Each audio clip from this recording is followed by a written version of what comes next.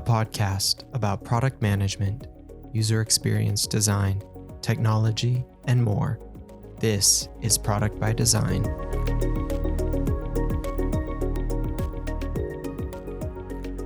All right, welcome back to another episode of Product by Design. I am Kyle, and this week we are joined by another awesome guest, Neha Bansal. Welcome to the show, Neha. Thank you so much, Kyle. Very happy to be here. Yeah, super excited to talk with you. And I think we've got a lot of really great topics to cover. But let me introduce Neha real briefly, and then you can tell us a little bit more about yourself. Neha is the head of merchant growth and monetization for B2B commerce at Google, where she's leading efforts to build the next $1 billion plus B2B business, a 0-to-1 product, which I'm super excited to talk about because building 0-to-1, building from scratch is a super exciting thing. And she's also spearheaded many diversity and inclusion initiatives, worked as a management consultant, and had PM experience. So Neha, that overview probably doesn't do you justice. So why don't you tell us a little bit more about yourself? Yeah, absolutely. Thank you for that intro, Kyle. Maybe I'll start from, the beginning.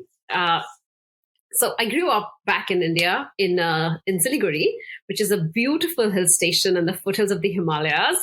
Fabulous city, and it has also now become the international trading hub because it sits at the border of India, Nepal, China, and Bangladesh. So it's crazy how that city has been booming. But back during my time, it did not have enough opportunities for education and work. And that's why after my high school, I moved to New Delhi to pursue my undergrad. I studied econ and statistics. And at the end of it, I took the first job I got on campus. Didn't know any better back then. But it was, in hindsight, it was a great decision because that job turned out to be a consulting job, which allowed me to work with a lot of financial services, helping build in-house products for them. And also as part of the job, I traveled a lot. So as you can imagine, consultants in general travel Monday to Friday. For this company, the travel was more international. So I've lived in Johannesburg for a year and a half. I've lived in China, in Toronto, New York, also London. So yeah, it was a bit all over and it was really fun. Did that. And then once I was on a project, this was based out of Wilmington, Delaware. I just felt that I was getting tired of building something for like 6 months to a year and then moving on to the next client. And that's when I realized that what changes do I need to make to be able to be in the organization for long and actually grow the business on top of the product versus just building a product and moving on. So I decided to pursue an MBA. I went to Columbia University to learn more about product management. That was a phenomenal experience. As during my time at Columbia, I interned in a beer analytics startup in Tel Aviv. Again, very cool experience. I lived in Tel Aviv for 4 months then, and the company has now gotten acquired by Ab InBev. They do beverage analytics for small and medium businesses. And that experience made me realize that, yes, product is what I want to do for rest of my life.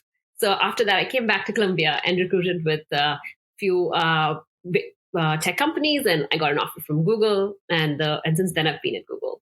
Awesome. Yeah. That is quite the background of all the places that you have lived over that time. Is there a place that was your favorite?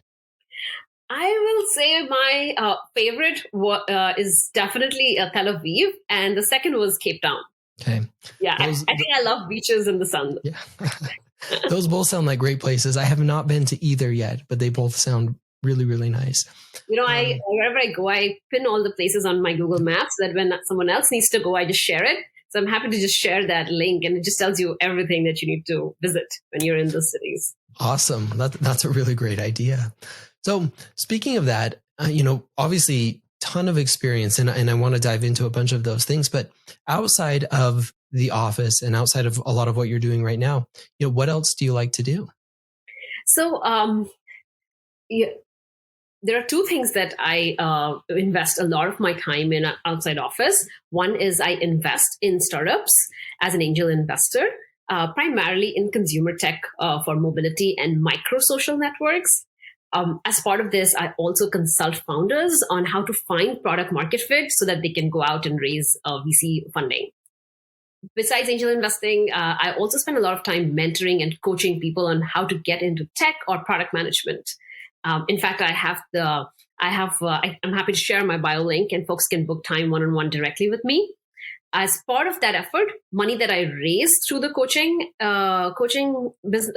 interactions, I donated to Narika, which is a nonprofit focused on helping survivors of domestic violence in the U.S. Awesome. Yeah, we will definitely put that link in the show notes for the course that you're doing and some of the other work, because I think that sounds incredibly, incredibly good, and a great place for people to learn more about that. So it sounds awesome. And we'll probably talk a little bit more about that as well. But as we kind of dive into it, I want to dive into a little bit more about your journey into product management, because you talked a little bit about it, how you got into it, the kind of the journey from consulting into the love of product and what you're doing now. Can you tell us a little bit more about kind of that end stage? Like, what was it that really kind of got you into what you're doing right now with Google? Absolutely. So in business school, I have always, until that point of time, I was very focused on analytics. That was my love, math and numbers, because my background was in econ and statistics, and I did a lot of that in my role as a consultant as well. And when I went to Tel Aviv, there I joined the team. I was hired to work in the analytics team, where I worked closely with the data science and the analysts to tease out insights from all the data that was being gathered. That was fun, but as I found myself in meetings with the product head of product and the rest of the product team, I got this opportunity to go and talk to users. Just because I was curious, I would just tell the product people at that point, like, "Hey, can I just come along with you?"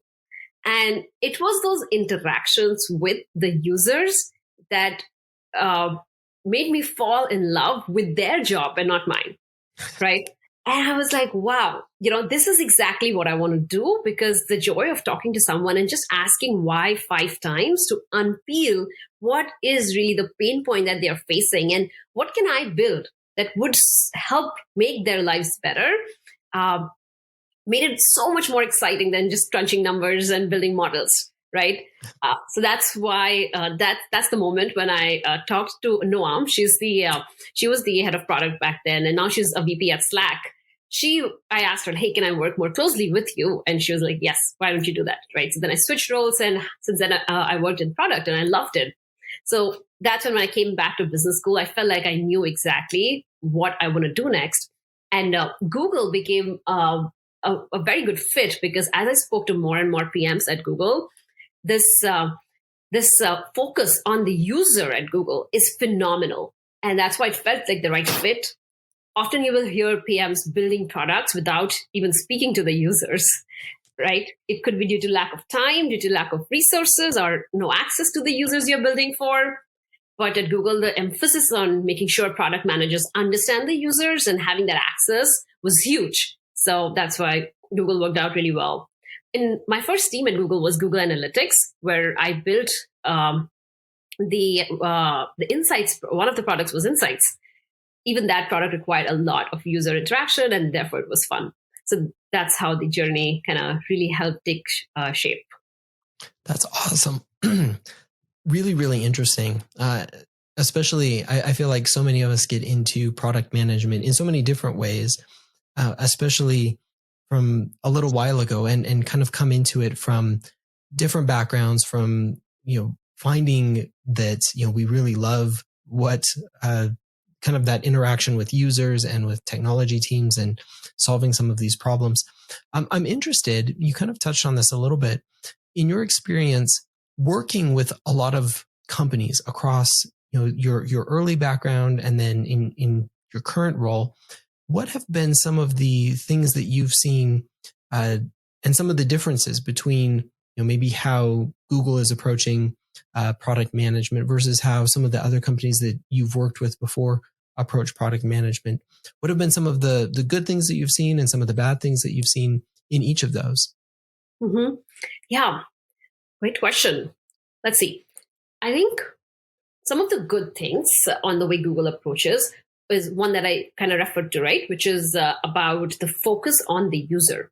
I've always been very impressed on how Google has built an ecosystem whereby, as a product manager, you have access to users for as and when you need, right? We have a massive UX recruitment team. We have all the autonomy to reach out to customers yourself if you need to. This was hard when I've worked in the previous startups I've worked in. I think it's also when you say that, hey, you're calling from Google, people are willing to pick up the phone. So it does help for sure. I'm not going to deny that. So that's one. The second awesome thing about Google is the people. There is a culture that you want to work on something that really excites you. And that is super important for especially you as a manager as well, to make sure that you give the freedom to the people on a team to pick and choose what they want to work on, and then make sure that they're happy about what they're working on. So I'd say that the culture is very such that you care about people and your coworkers, right? Making sure that you respect each other, the opportunity, and the users as well. And then the final thing is that I think that another thing that's really good for Google is the processes. Over the almost 25 years, Google has really defined processes in a way that has taken away the tax that you pay as you grow as a company, right? So those processes allow us to build at scale, but also reducing the risks to an extent possible. Obviously, things still break, but we've learned from each other's prior mistakes, and we try to make sure that we make process changes as needed to keep the ball rolling. Now, the bad side, like what I think is a challenge at Google is definitely, with processes comes, if you have more processes, it does result in a slower speed, right? Launching does take more time than it would take at a startup or smaller organizations. But I will say that my journey within Google has been to find smaller and smaller products. And that is an option, which that's a path you could totally take, which does reduce your launch process time that you spend in that preparation and planning. Yeah, I think that'll be it. Okay. No, that's really, really good. And you've kind of touched on, some of the problems that we probably see, not just across Google, but across a lot of large organizations. Once you reach a certain scale, there's obviously the benefit of that scale, like you mentioned, being able to have processes and infrastructure and architecture in place to be able to do things. But then there's also the heaviness of the infrastructure and architecture and processes that are in place that tend to slow things down. Is that what you found, in working with a variety of different companies, both large and small, or what have been some of the differences you've seen between, a startup and a really large organization? Maybe I'll speak from a product manager lens. From a product perspective, there are three main differences that I've noticed working, practicing product in Google versus other companies. One is the mindset of focus on long-term versus short-term. So Google culture pushes us to think about the long-term impact, the second degree and third degree impact of the decisions we make. Unlike in a smaller organization, you're always thinking about what we need to launch to hit your top line goals, right? So you are not thinking about what impact does it have on the industry, let alone, on your sister products within the same company. We are pushed to think about that. And for me, as I've grown in my product role, that's the most exciting part. So the long-term and short-term mindset, I think, is a huge difference. Second is design-centric. I kind of referenced it before. At Google, we are always thinking about how do we make our products intuitive. I joke that maybe it's because we're not great at customer support. So we're always thinking, how do we just make sure the user understands it and never has to ever call us? Which I think is a great thing for user-facing, consumer products. And then the third thing is access to customers, like I said. Even in smaller startups, often it's hard to go talk to the customer. The customer may not give you time. But at Google, the resources exist. We have a massive user recruitment team that you can collaborate with. You can call people on your own and have those conversations, and you're expected to do that. Like personally, I follow a rule of talking to at least 3 customers every week, whichever product I'm working on. And that has helped me a lot in terms of bringing in the voice of the user in the conversations I'm having with engineering, design, etc. No, that's really, really awesome. And I love what you talked about as far as the, thinking through not just the immediate impacts, but what are, some of the downstream impacts to what you're building and what you're doing. And obviously at a large tech organization that has such a reach, that's a super important thing. But it's a really important thing as well for any of us building products, and being able to think through, what are not just, like you mentioned, the first degree impacts, but what happens after that. Once we do this, what's the next thing, and then what's the second and the third, how this impacts other areas in the business, other areas in the market. And I think that that's a super important thing that we probably don't think about enough in both in product management and just in our businesses and organizations in general. And I'm interested in, how do you kind of put the focus on that? How do you talk about that? And how do you make sure that as you're doing things, you're not losing sight of, hey, we need to be thinking about not just the immediate impact, but what comes after that? Yeah, that's an interesting question. So how do we keep an eye on the long-term focus, right? The process that we've been following at within the products I've been part of is we start off with a vision. So at the highest level, the company, for example, I've spent a lot of time in the ads org. So at the ads level, we have a vision. Where do we want to be in 2025? Yep. And I think we wrote that back in 2021. So having that 5-year plan has been extremely, extremely powerful, because we now all about like 10 to 12,000 of us are very laser focused, and we know where we need to go in 5 years, right? And then that vision has been broken down into multiple pillars with very specific metrics attached to them. So having those metrics tells us that, okay, this is the metric that we are going to measure our success by. And these are the targets where we want to get to, where we are right now, where we want to get to by the end of 2025. So, and then we did this exercise where we broke down the targets at an annual level. We said, okay, if we are at X, where do we want to be by end of 2022, 2023, so on and so forth. It, of course, it might sound like, oh, is this so rigid? Like, do you really know what's going to happen in 5 years? And the truth is, no, often we do not know a lot. But this type of exercise also creates a lot of room for changes. So it's not like we wrote that in 2021 and we'd never talk about it again. We actually reevaluate our strategy every 6 months to 1 year, depending on the size of the product, and discuss what changes need to be made. So there's always a lot of room for changes as well as we move along. And then it's on the individual teams who there are owners for each of the metrics. And then those teams come up with a much more detailed roadmap of how are we going to hit those metrics, right? That's where we say we're going to build A, B, C to achieve our goals. And that process, I think, is what keeps our eye on the long term. So, for my particular team, because we have that clarity, I'm able to guide my team and say, hey, here's what we need to hit, and here are the investments we're going to make. How is it going to impact in second and third year? And that's something we actually have to write down.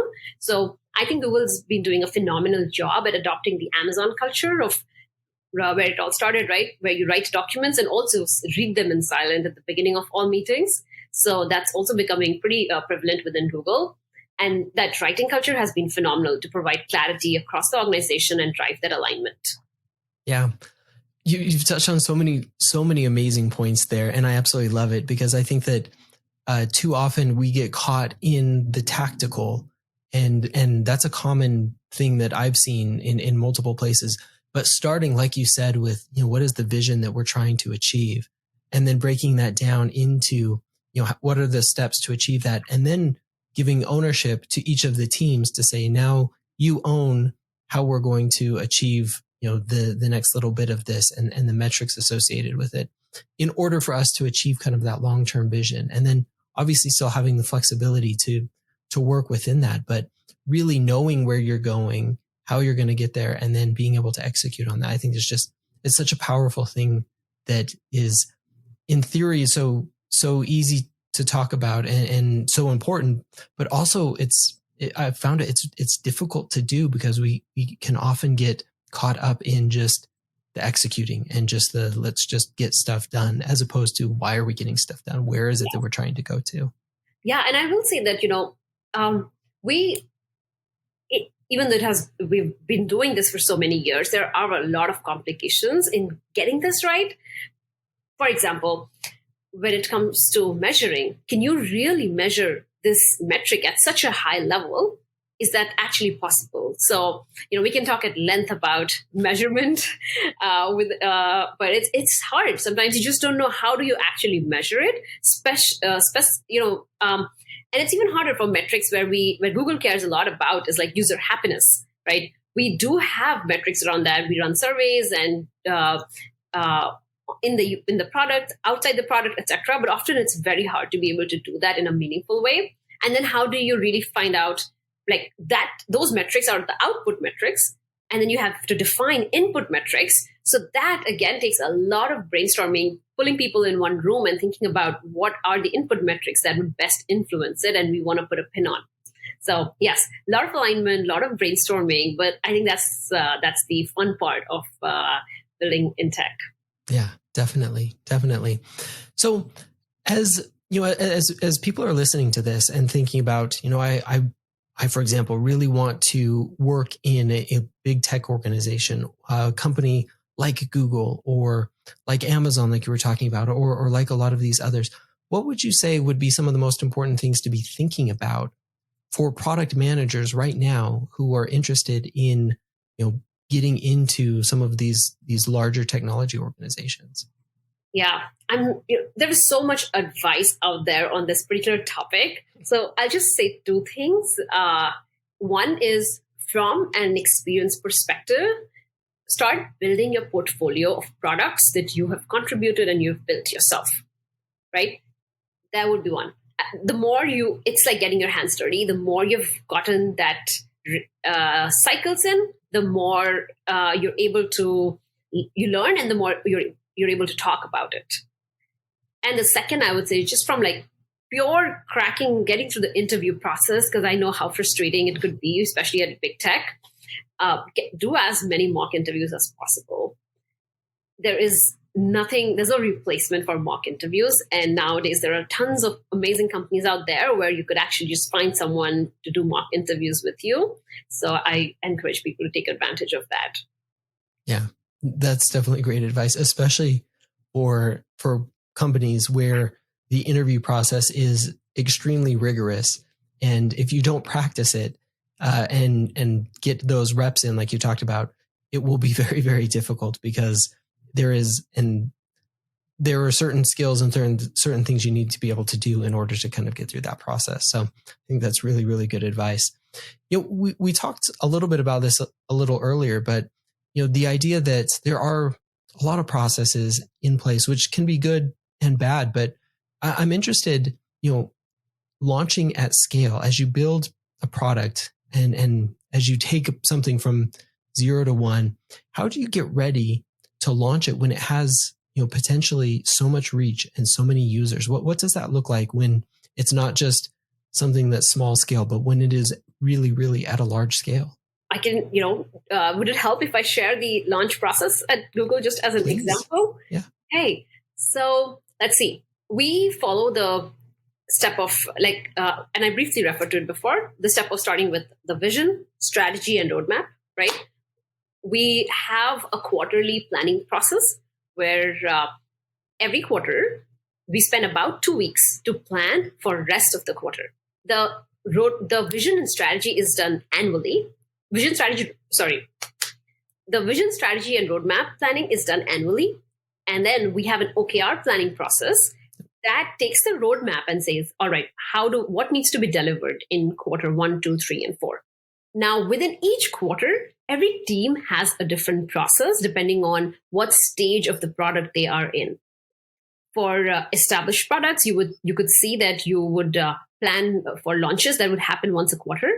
But in my current team, we actually launch in sprints. So we have 2-week sprints, and every 2 week we send out. We have goals that we meet every 2 weeks. So that's the overarching view. Now, just going one level deeper, let's say for a particular OKR, if you have to take something from the very early stage, like from 0 to 1, you would start with a lot of user conversations, which we call as UX research. So it could be led by UX researcher, but often, I as a PM, I'm always very involved. I will listen into the conversations, and sometimes we don't have funding for UX research. That also happens, even though it's Google. So that's when product managers go out there and talk to users themselves.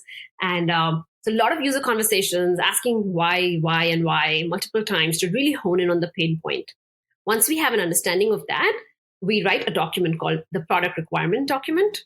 That's where we describe the pain points, the opportunity. We talk about what are some potential solutions and why not? What else have we thought about? Could we just use something existing instead of building it from scratch? We have all of that discussion and brainstorming, and then we open it up for feedback where everybody cross-functionally, from engineering, design, sales, marketing, finance, everyone gets a chance to ask questions. And I love it when people actually poke as many holes as possible in that, right?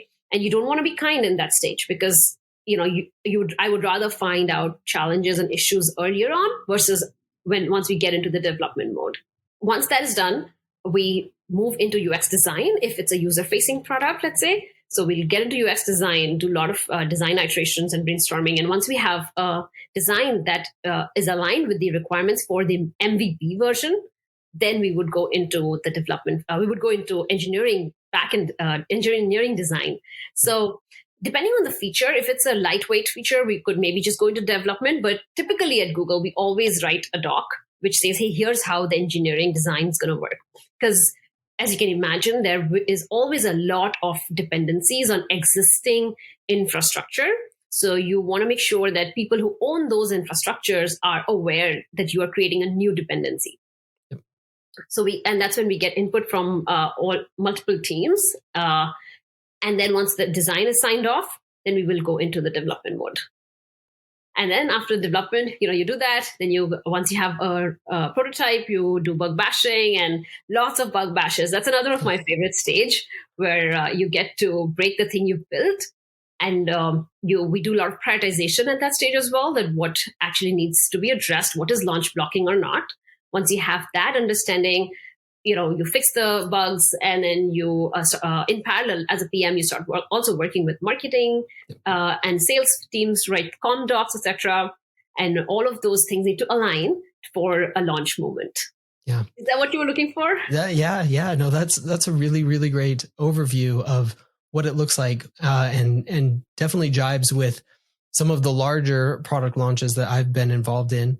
None quite at the scale that I think that you have done, though, which is super fascinating to talk about. Yeah. When I joined Google, one of my mentors, he gave me this checklist of 50 things to do before every launch. And I still swear by it. It's so helpful to just know, okay, I need to go through all of these.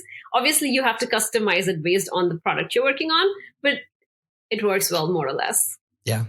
No, having, especially for bigger launches, having some sort of checklist and making sure that you're going through it and getting like appropriate sign off from like different areas. Like, hey, we've considered all of these different things. It makes it so much better and makes it so that you don't miss anything, and that everybody is understands, where is it, at what stage are we at, and when is this thing coming? So super important stuff. I love it. I wanted to talk about diversity and inclusion, which is something that you have been a part of and helped drive initiatives for. So can you tell us a little bit more about that? Yes, absolutely. So my early on when I joined Google, I started getting outreach from people to talk and think about what is my opinion about the diversity and inclusion. And I was pushed to think about it a bit more strongly because I am I belong to many minority groups myself. So what is it that matters to me? Where is it that I really want to make an impact is a question I asked myself. And that's where the area that I decided to focus on was, how do I get women without engineering degrees to get into product? Because I'm one of those myself, and I've done it. So I just refuse to believe that anyone else cannot do it. So with this goal in mind, I drove a lot of initiatives within Google. For example, one big one was Google had differing requirements on having an engineering degree as undergrad for intern versus full-time. For full-time, you didn't need it and that's how I got in. But for interns, they had it on the job description, which was very confusing when I met with students. So I worked with the recruiting team, and we launched this effort to say, do we really need it? And then the conclusion was we do not, because we have a lot of stellar PMs without an engineering background. So we were successfully able to get rid of that requirement. And that actually resulted in a lot of people applying for product roles without an engineering degree. And as you can imagine, the ratio of women pursuing engineering is still low. So this, as a side effect, also resulted in more women applying for product roles.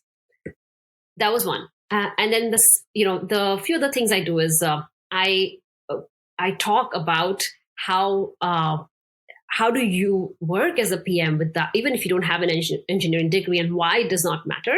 So I've spoken at multiple conferences, such as Women in Product, Google's internal Women in Product conference. I mentor a lot of women PMs at Google as well. And I do a lot of interview prep for people who want to transfer ladders from sales and tech, etc., into product. So I help in as many ways as I can with this one goal in mind. That's so good. And I love it. And thinking way further back down the line, I think that's so important because, like you said, it really starts earlier, and having, some of those requirements that are, may seem benign, but end up being exclusionary, like certain types of degrees where, it's still a very specific group of people who are pursuing those types of degrees, and requiring that has kind of that upstream effect of limiting what the pool looks like, and going through and adjusting that is so important. I'm interested too in your thoughts on how can we do better in product management generally to be more diverse and inclusive, and improve our diversity and inclusion. Mm-hmm. Yeah. So, I will say there are two things from my perspective. One is to eliminate the fear that to be a PM, you have to be a computer science engineer. I think it's total BS. And I think this was, there's a beautiful book about this. I'll pull it up and send you the name of it. Yeah. This book talks about how back in the day, when Google formed the product manager role, somebody just put it in the JD as a bullet that should have computer science background. Probably it was an engineer who wrote it themselves. So, but nobody ever questioned it. Unknowingly, this had a massive impact for generations to come. So, and therefore you don't see a lot of women in product positions. So it frustrates me to the core. And therefore I think it's important for product as a community to talk about it so that they can be more inclusive versus being like, oh, I'm here because I did engineering, which I think is not applicable for most products. Second thing is, eliminate the need to be always available. So the race to respond to every ping email within 5 minutes, I think scares a lot of people out of PM roles especially the ones who are looking for flexibility, and women happen to be in that category as they adopt parenthood and other priorities come up. I believe that if you are someone who always responds within 5 minutes, you're not generating ideas or meaningful work yourself. At Google, we call this as you're just an email generator shifting information from one desk to another. So therefore, how can we shift the culture to being to understanding that what is the accepted level of communication and the speed of communication will allow more people to become a part of product. Yeah. Does that make sense? It makes perfect sense. And I absolutely love it. And the kind of applying the lens of diversity and inclusion to it, I think is a great way to look at it. I mean, for me personally, I hate trying to respond to things quickly. And I often try to condition groups that I work with to not get a response from me very quickly ever, just because I don't want to be the kind of person that is responding or constantly having to be at my desk responding to things. Cause like you said, that's just it's not a viable way to do meaningful work. But then looking at it from the perspective of if that is the mindset, then it starts to exclude a lot of people who may not feel like they have the ability to not do that. And so setting the right expectations around that is so critical, not just for the ability to get work done, which I think is super important, but for not excluding people who may not be able to do that sort of thing. So I love it. I plus 1,000 to all of that. I think that's absolutely great. I wanted to get your advice. You mentor a lot of people, you help people in product. What's something that you wish you knew earlier in your career when you were just starting out? So I'll be very candid and I'll just say it. One thing I wish I knew early on was do not waste time with bad managers. I think I have spent 9 to 12 months with awful managers, in consulting and once even at Google, hoping that we would find a harmonious way to work with each other. I received a lot of coaching from my own mentors, and I've learned that never happens. So my advice is, as soon as it's not a good fit between you and your manager, don't try to optimize for performance review cycle, that bonus, or how is it going to reflect on me because I'm leaving early. Just leave. It's never going to work out, and you're only going to make yourself feel worse about having wasted valuable time in your life working with somebody it's not a great fit. I cannot give enough pluses to this one because I've very recently gone through the exact same thing where it is not worth the difficulty and the just emotional and psychological heaviness that comes with trying to stick with a role just because you don't want to leave early or you don't want to kind of move when it's not working, especially when you have a very, very bad manager that it's just not going to work out with. And, I had something very similar early in my career and like you said, tried to optimize it and tried to, I'm going to stick through this and stick it out. And having gone through that enough, knowing now it's not worth it. Even having to leave somewhere under a year because you have a poor manager, your life is it's too short to be miserable all the time. And work is too big a part of life to be sticking around for something like that. And there are good managers. There are lots of good managers and good people to be working with and working for to try and stick around to something that is making you miserable. So I cannot agree with that enough. Yeah, no, absolutely. And then, so this is something I wish I knew. Now, for those who are starting out in product management, I'd say get your hands dirty and do things on your own.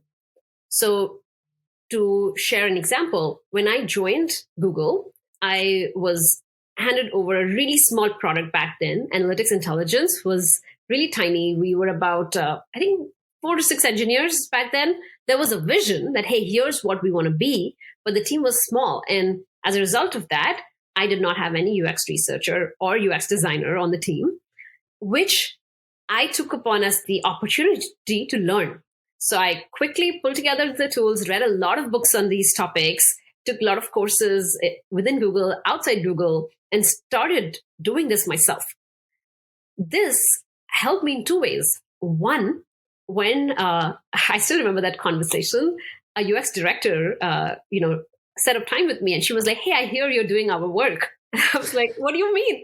And then she said, "I saw you've been designing on Sketch. Do you need any help?" And I was like, "Yes, I need a lot of help." And that's when she actually staffed my project, right? Because she saw that we were able to make a ton of progress, and the story was clear. And then the project got staffed, right? So that's a way of influencing people by doing stuff as well. It's not always just trying to ask and request for resources. So that's one. And the second thing the way it has benefit me is over time now, when I have teams working in each of these different domains, I'm able to ask the right question and set the right expectations. So that results in people respecting you a lot because you've done their jobs before, right? You're also able to come from a place of empathy where you know what are the challenges they are probably facing as they're working through those problem statements. So for those reasons, I always advise people that early on when you're starting, try to do as much of the different jobs that you're doing, because as a PM, really, you are responsible for the end-to-end success, right? So do the marketing, write the marketing comm docs, write down your own tweets and blog posts, do the UX research, do design as much as you can learn early on. It serves you really well for the rest of your career. Yeah, absolutely agree with that. That is 100% prepares you for all the different areas of product because it is an all-encompassing thing. Well, Neha, this has been an amazing conversation. I have kind of two wrap-up questions that we normally do to end things. But before we get to that, where can people connect with you, find out more about you and the things that you're working on? Absolutely. So one is I'm actually working on launching a product management course. So if people want to get early access, they can sign up on the form that's there with the details of this interview. And I am also always available there if you want to have a conversation about your career in tech or product management, or want to set time to consult on your startup. Always there. So there's also going to be a link to set up time on my bio link. I'll share that too. Okay, awesome. Yeah, we'll have all those links in the show notes, so check those out. And this has been absolutely great. So check out those things to connect with Neha and the things that she's doing. So final questions that we kind of wrap up with are just some shout outs and gripes if you have them, but anything that you have watched or read recently that you'd like to share. Yeah, absolutely. So let's see. I love reading founder autobiographies. So one of the recent ones I read is Hangry. It's a journey of Grubhub by Mike Evans. I think it's super cool how he contrasts between doing, biking around the country in parallel with starting Grubhub and making the business it is today. Fantastic book, highly recommend. Then I've also read recently The Cold Start Problem by Andrew Chen. That's another book that really helps solidify the concept of an atomic network. Very useful for folks looking to take a product from 0 to 1. How do you identify that really, really niche user segment and thus to prove product market fit? What's your exit criteria? How do you scale beyond that? Fantastic book. Awesome. Yeah. And I guess I'm actually right now watching YouTube videos of Think School. They take like current topics as case studies and deep dive into it. So again, another very cool channel to follow. Okay, awesome. Well, yeah, we'll put those links in the show notes as well, because I'll have to put those books on my list. I haven't read those yet, so those sound like really good ones. All right, and finally, are there any products that you're using right now that you've found that you've liked or disliked? Okay. So let's see. I'll start with what I like. I've recently been using Yelp for finding service professionals. So this Christmas break, I wanted to do a lot of home renovation projects, and Yelp came to my rescue. So finding someone to do my recessed lighting, someone for doing some plumbing changes, all of that, it was so cool to have all of the feature is amazing. I think it was a newly launched feature, so that was fantastic. Then what I did not enjoy using that much. It's funny. So have you heard of Nextdoor? Yes. Yep. So I open the app every single day because I'm a very social person and I want to be part of my neighborhood. But I feel like the app fails to delight, right? But I still open it every day because I'm hoping there will be something there. You know how you pop into a kitchen to see if the food has been cooked. You know, the ingredients are there, but it's just not cooked. And I don't know why that's not happening. So I can't wait to chat with the CPO up next door and just see, what's going on there. But that would be an app that, I'd love to help make better. Okay. Awesome. Yeah, no, I can definitely see that. All right. Well, Neha, again, this has been an absolutely amazing conversation. And I feel like we could probably dive into multiple topics for hours at a time, but really appreciate all of your insight and the thoughts that you've shared with us during this time. So thank you again for all of that. And again, everyone, check out the links in the bio to what Neha is doing. Super exciting stuff. And thank you again for joining us. Thank you, Kyle, for having me here. Such a great conversation, just stepping out from work and talking of reflecting. So this was fun. I enjoyed a lot as well. It was. All right. And thanks again, everyone, for listening. And we will talk again next time. Thanks again for listening. If you like the show, be sure to follow or subscribe on your favorite podcast app. You can follow the show on Twitter at prod_by_design. That's prod_by_design. You can follow me at Kyle Larry Evans on Twitter as well. If you want more product conversation, check out my newsletter, Product Thinking, at productthinking.cc. You can follow me on Medium at Kyle Larry Evans as well, or check out my Medium publication, Product by Design. Thanks again.